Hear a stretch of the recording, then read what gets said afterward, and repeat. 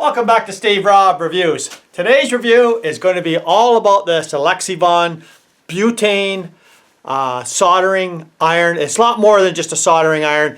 It's a unit that, well, I already have in a different brand, and of course I have two residences, so I'm going to leave one at one place and one down here in the city, and I'm going to show you this today. I'm going to show you some other things. Let's go over to the bench. Let's take a look. Well, this video is going to be all about what I consider is the best soldering iron to use, and I'm going to show you the ones that I've used in the past that I rarely use anymore since I got a butane one. And we'll just start off right here. This is my electric one, and it's about a 30 watt, and it worked fine for years and years. It takes about 10 minutes for it to get hot, and you know, it served its purpose. This is a butane that you use with this unit right here, and this unit right here is pretty close to the same thing I already have. This is a different brand, and I've had this for at least 15 years, and it works flawlessly. And I will bring this up to my my camp in Northern Ontario.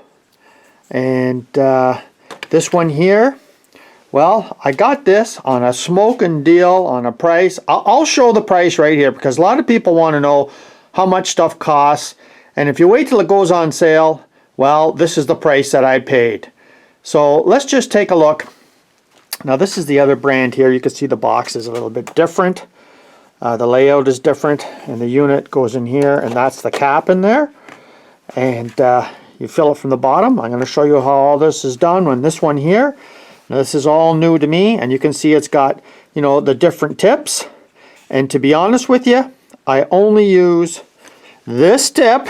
That's it, and that's pretty much it. Now this is supposed to be for you know, shrink wrap, and you know, if you're heat shrinking something, well, you know, it's got like a little cup in here, and I don't use it. What I do use is, well, if I can take them out here. Now this is just an extender, but let me see if I can dig this out here. Okay, this is like a little torch at the end. So this would go on the end, right in here, and it's like a little blowtorch that comes out. Now, I've only used that a couple of times, like with really thick gauge cable, and man, it can heat up. And the reason why I like these is because the setup time is fast. This is like 10 minutes. If we go over to this one here that I've had for like 40 years, yeah, this is the old transformer style, and this works good too. It's got a little light on it here. It's big, heavy, bulky, not portable, and well, it did the job. So back here, well, of course, you clean your tip off with here. These are the two little ones that I use. This is a magnetic tip here on the bottom, so it's magnetic all the time. And this is the one that we're going to try some soldering with, the third hand. So you can see you can just lay your wire in there, and it makes it so much easier. But there is a fault with all of these, and I'm going to show you what the fault is after I set this one all up first, and let's get to that next. Well, let's just take a look at some of the tips out of the box so you could tell. Now you can see this shielding one just snaps on the side. This is another bigger soldering tip. This is a pointed soldering tip. This is a knife edge. If you want to, you know, like cut some plastic or something, you know, when it's really, really hot. And of course, this one here I showed before is a blowtorch. And when you're setting this up, it's as easy as just getting this. You put this one on the top, and then you put this cap over top of that. I can do this with one hand. See, I'm not going to be able to do this with one hand. So I'll set this all up, and then this screws into your top. Now, if you take a look at the mechanism here, you could see that there's less gas, more gas for temperature, and this is just your off and your on. And that's very simple to operate. Now, what's different on this one here is the click start. You open it up like this, and then there's your click. So that's like a safety mechanism here. Click, and it'll start. So we're going to go into that. It's a little bit different in this one. So somebody's going to ask me, okay, what brand is this one? Well, this is Power Probe. This is their design, and you can see it's almost exactly the same on the side, except This is just out in the open, click, click, click. I really don't know what the safety mechanism on that one is really designed for. And then you've got these little holes along the side here.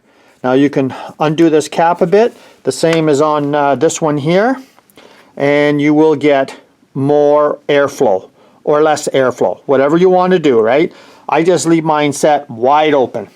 So let's just fill this up with gas. I'll show you how easy it is to do, and I would say I usually get about a half an hour's worth of burning time. I don't know what the specs call for, but that's usually what I get. Wide open, half an hour, which, come on, how many people are using a half an hour's worth of time to solder? So let's get this set up, and then I'll show you how you put the gas in. Okay, to fill one of these, you can just take a look at the bottom here. It's just like a regular tip on your butane, and on the bottom here you've got the matching port. So all you do is you just put it on top, and then when you press, you release when you can see some gas coming out the top. So let's do that.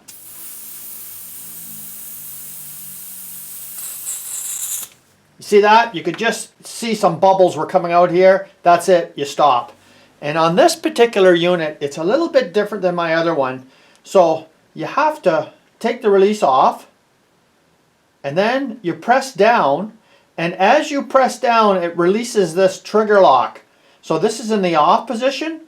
You can't move this yet. You have to wait until you press down on the igniter, then you can move it over so it'll stay lit. If you don't, it'll only stay lit as long as you're holding on to this, which I don't like at all, but it's easy to move this over. So you got to let this stabilize for a couple of minutes, and then we'll ignite it and we'll do some soldering. Well, let's light it up. So you just bring your trigger up like this. Can you hear that?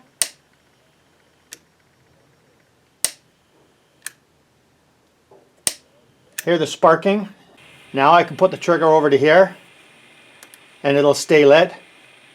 Now I want you to look at that, and I want you to look at the other one in the background here. Can you notice that there's something definitely wrong here? You know? Can you see where, you know, this could be a problem? So I've resolved that problem. I'll show you what I did. Is very simple fix. But let's just take a look and see how good of a soldering job this does. And the heat up time on this is next to nothing compared to other units. So if we can just take a little bit of solder here, and you can see how that's hot already. Now can you imagine when you're trying to solder, like I got 14 gauge wire here. It takes a lot of heat to solder something. Now I don't even have that on high. Let's turn it on high. Can you hear that? And you should be able to see right in here a little hole. So now a lot of people, what they do is I'll just touch it here. I'll show you how hot that is now. And I use this hole so that after I put the heat shrink on, I use this hole to heat shrink it with. I don't use the this adapter here that you clip on. I mean, I find that was pretty useless. So let's just do some soldering and let's see how good of a job this does. Okay, so let's just try this now. I'll just put it on the wire there.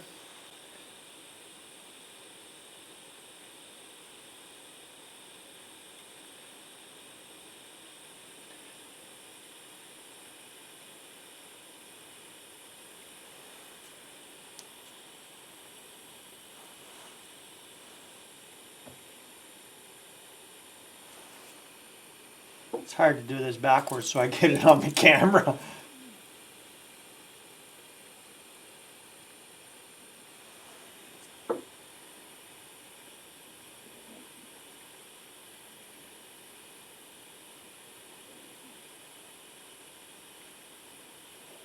And I mean, just trying to see how hot it's getting.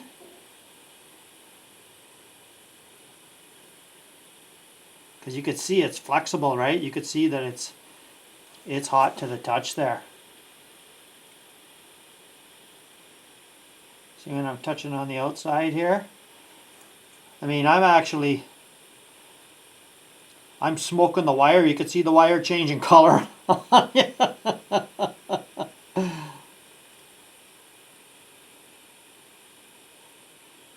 Yeah, I would say it's hot enough. Okay, this time let's just try it on, say, a typical connector that I would be using. And I would use like this type of a connector here. So I'll just put the soldering on it there. And if I can get it to stay in one spot.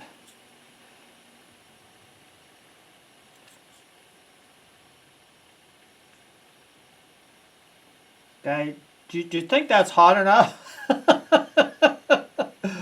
That is plenty smoking hot enough. Okay, so I told you before about how these are so tipsy. I mean, you know, like, I mean, you put it down, next thing you know, it falls over and it's burning whatever you have.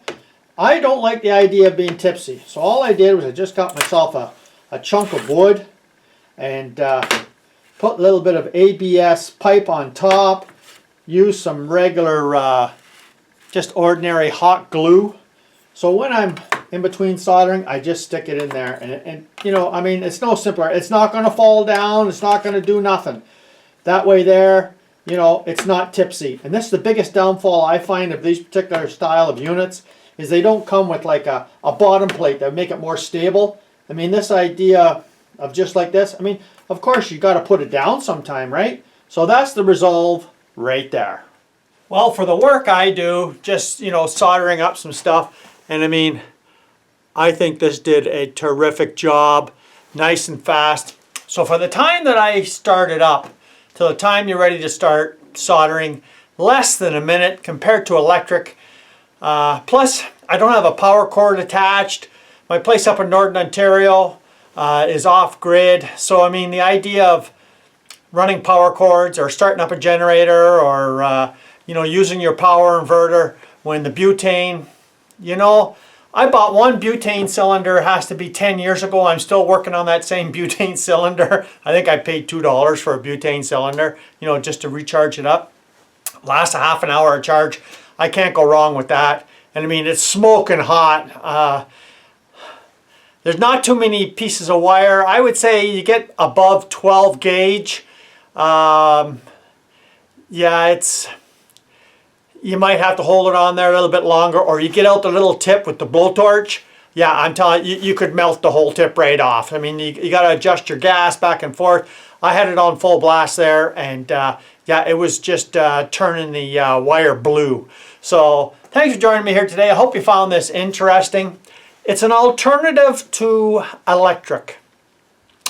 But I tell you, for fine electronics and stuff like that, you'd probably want to stick with electric. But if you're just doing like engine harnesses or working with regular automotive primary wire, this is the way to go for me. I mean, just the flexibility of not being attached to a cord, well, it's enough that sold me. I mean, for the price, I couldn't go wrong, right? So thanks for joining me here today. If you haven't seen this channel before, you're welcome to subscribe and see some reviews about stuff that maybe you never seen somewhere else or used in a particular way that I do things. Cheers.